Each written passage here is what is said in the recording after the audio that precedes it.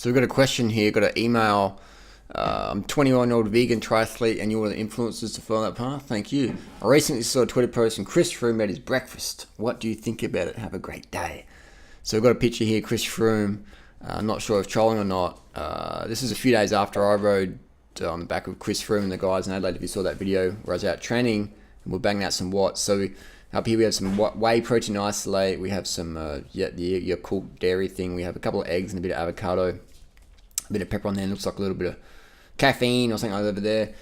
And Chris changes his diet a lot. And I've got to say, first thing though, meeting Chris briefly, he has a more of a very friendly vibe compared to a lot of pro athletes. So for someone of Chris's status as a professional athlete, he is very down to earth and approachable. So I'll give that before I write off his Twitter post.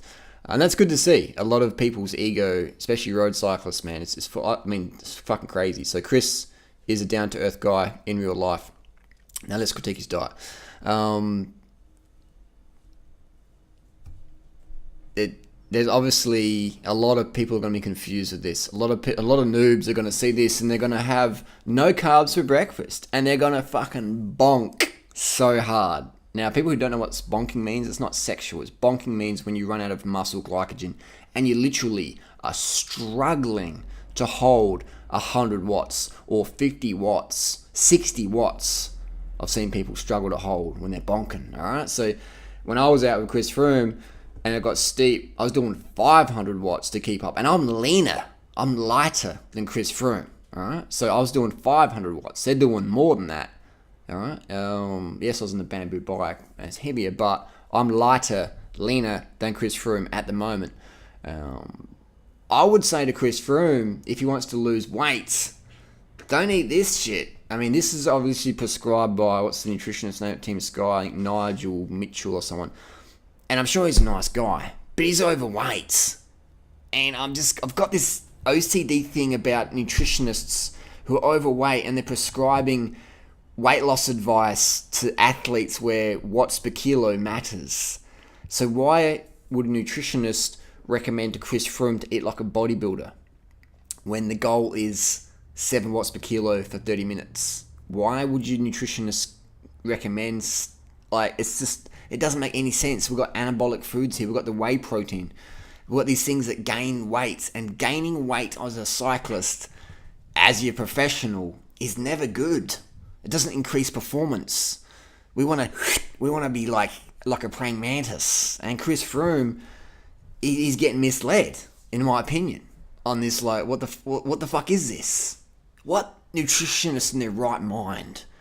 This reminds me of Cycling Australia. I don't have a copy here, but there's this Cycling Australia magazine, Bicycling Australia, which is a great magazine. I've read it for 20 years, but they got this nutritionist in there called Susie Burrell, and I did a TV show of Susie back in 2007, and she's fucking fat. My mum's fat. I've got nothing wrong with fat people, but if you're fucking fat after 10 years of prescribing your diet, something's fucking wrong with your advice. Because it doesn't even fucking work for you. If it doesn't fucking work for you, how the fuck's it going to work for a professional athlete?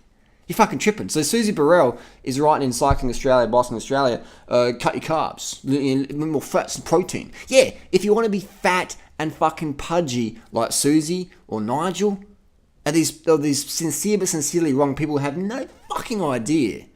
And they're giving advice to professional athletes or amateur riders. And no wonder we see so many professional cyclists battling with their weight. It's fucking crazy because you have these sincere but sincerely wrong nutritionists who don't really give a fuck about their own health. Otherwise, if they did, they'd be on McDougall or Bernard, Dr. Medard's system program, Carb the fuck up.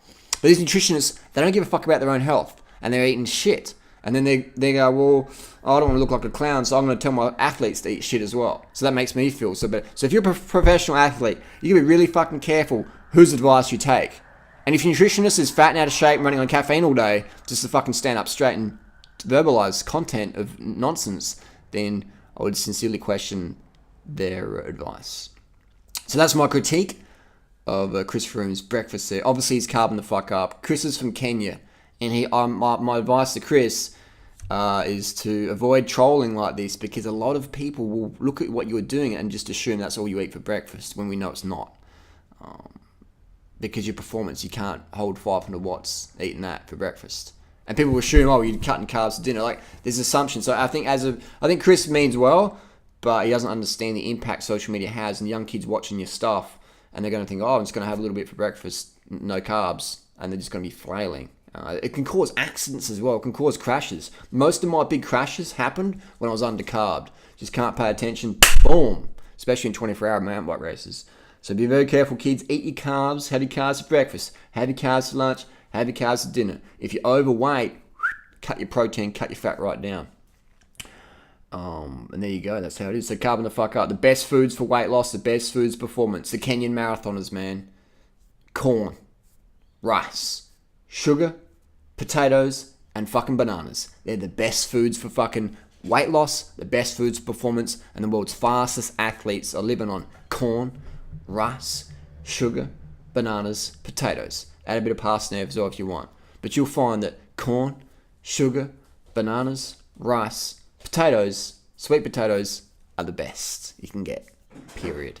And those nutritionists who disagree with me, that's okay. You don't have to agree with me. But you're still fucking wrong.